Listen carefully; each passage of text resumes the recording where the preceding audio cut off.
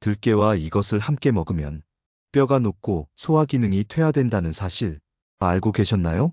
들깨는 심혈관 건강부터 면역력 강화까지 다양한 효능을 자랑하는 슈퍼푸드로 알려져 있지만 잘못된 조합으로 섭취할 경우 오히려 몸에 부담을 주고 중요한 영양소의 흡수를 방해할 수 있습니다. 오늘은 들깨의 놀라운 효능과 함께 들깨와 잘 어울리는 궁합 음식들, 피해야 할 조합, 그리고 일상 속에서 들깨를 활용하는 최고의 방법들에 대해 자세히 알아보겠습니다. 들깨는 단순히 고소한 맛을 내는데 그치지 않습니다. 그 속에는 우리 몸에 필수적인 다양한 영양소와 건강 효능이 숨어 있습니다. 들깨의 첫 번째 효능은 심혈관 건강 개선입니다. 들깨는 알파 리놀렌산이라는 오메가3 지방산이 풍부하여 콜레스테롤 수치를 낮추고 혈압을 조절하는 데 도움을 줍니다. 이는 혈액순환을 개선하고 심혈관 질환의 위험을 줄이는 데 효과적입니다. 미국 심장학회에서 발표된 연구에 따르면 오메가-3 지방산을 규칙적으로 섭취한 사람들은 심장 질환 발생률이 30% 이상 감소했다는 결과가 있습니다. 두 번째로는 뇌 건강 증진입니다.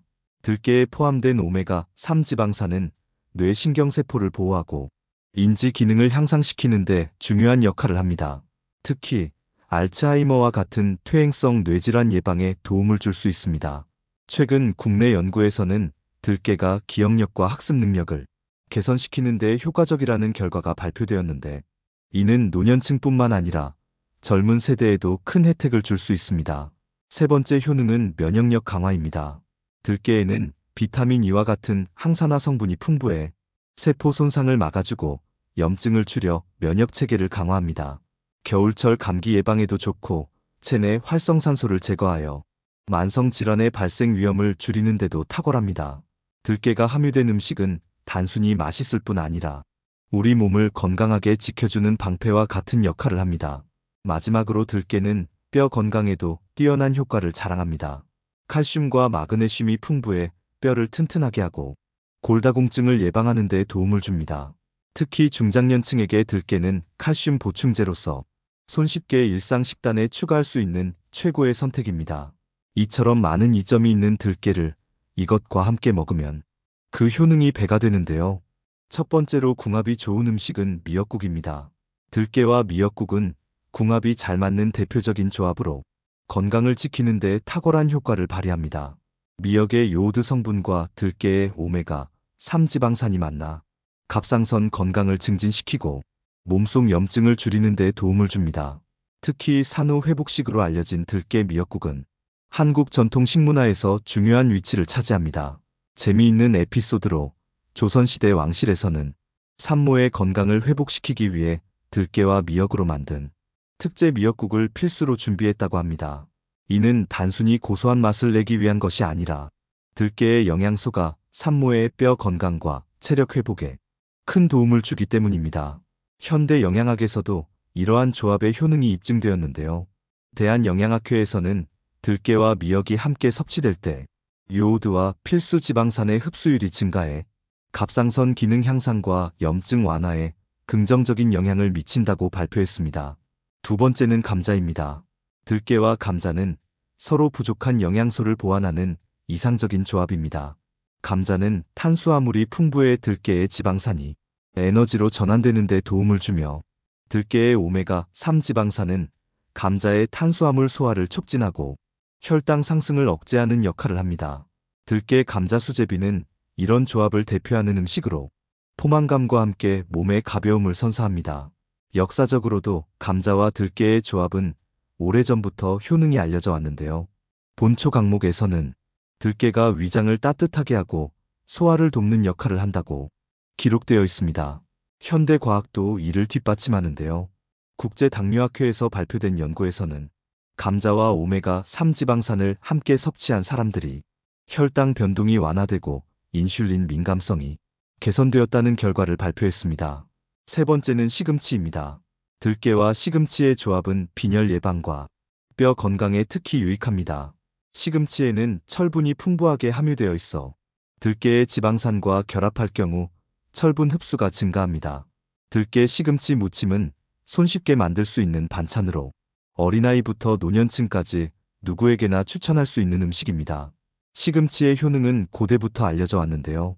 페르시아에서는 시금치를 초록색의 왕이라 부르며 영양가 높은 음식으로 여겼고, 국제영양학저널에 발표된 연구에서는 시금치와 오메가3 지방산을 함께 섭취한 실험군이 철분 흡수율과 뼈 밀도 개선 효과가 더 크다는 결과가 발표되었습니다. 네 번째로 들깨와 궁합이 좋은 음식은 두부입니다.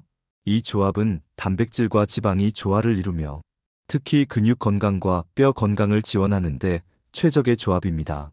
두부의 단백질은 들깨의 지방산과 결합해 체내 흡수율이 증가하고, 들깨 속 칼슘이 두부의 단백질 대사를 돕습니다. 고소한 맛을 극대화한 들깨 두부국은 단백질과 칼슘을 동시에 섭취할 수 있어 다이어트 식단으로도 적합합니다.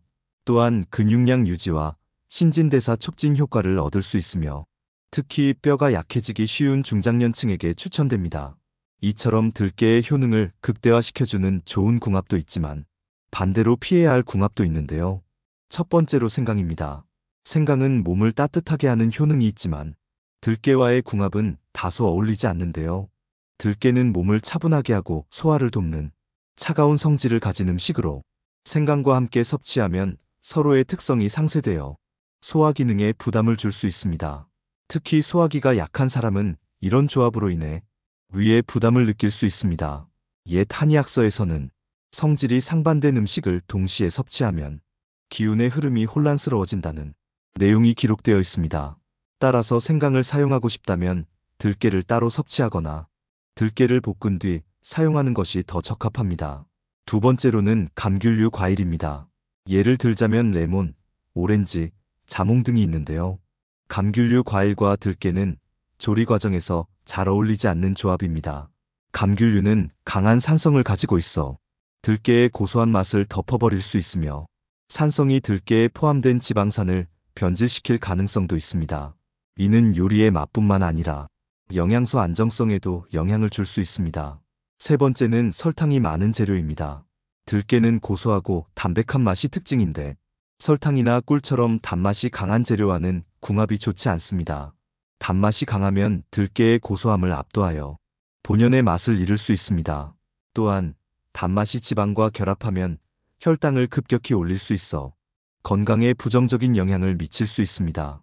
들깨와 꿀을 함께 사용하는 경우 소량으로 조절하거나 과도한 단맛을 줄이는 것이 중요합니다. 네 번째는 토마토입니다. 토마토는 산도가 높은 채소로 들깨와 함께 사용할 경우 들깨에 포함된 지방산이 산화되어 맛과 영양이 변질될 가능성이 있습니다. 특히 토마토의 산성 성분은 들깨의 소화율을 낮추며 고소한 맛을 약화시킬 수 있습니다. 토마토는 들깨 대신 다른 견과류나 드레싱과 함께 사용하는 것이 더 적합합니다. 다섯 번째는 강한 향신료입니다. 들깨의 고소함과 부드러운 맛은 강한 향신료와는 상극일 수 있습니다. 고추냉이나 겨자와 같은 강한 향신료는 들깨의 풍미를 묻어버릴 수 있으며 오히려 요리의 밸런스를 깨뜨릴 수 있습니다. 한 연구에서는 강한 향신료와 고소한 재료를 조합하면 요리의 섭취 만족도가 떨어진다는 결과도 발표된 바 있습니다. 들깨를 사용할 때는 자연스러운 맛을 살릴 수 있는 간단한 재료를 선택하는 것이 좋습니다. 여섯 번째는 고염 재료입니다. 들깨는 담백하고 고소한 맛이 특징인데 염도가 높은 재료와 함께 섭취하면 들깨의 본연의 맛을 잃을 수 있습니다. 특히 젓갈이나 장아찌 같은 고염 재료는 들깨 요리에 사용된 지방산과 결합해 고소함 대신 짠맛을 강조하게 됩니다. 이는 건강 측면에서도 나트륨 섭취를 증가시켜 혈압에 부정적인 영향을 미칠 수 있습니다. 이처럼 각양각색의 들깨를 일상 속에서는 어떻게 활용해야 하는지 그 최고의 방법들을 알아보겠습니다. 가장 대표적인 활용법은 들깨가루를 이용해 국이나 나물 요리에 사용하는 것입니다.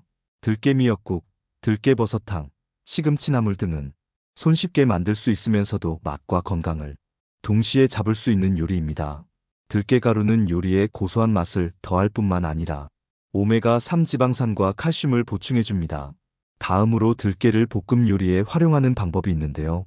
들깨가루를 살짝 볶아 채소나 고기에 뿌려주면 고소함이 배가 되고 요리의 풍미가 한층 깊어집니다.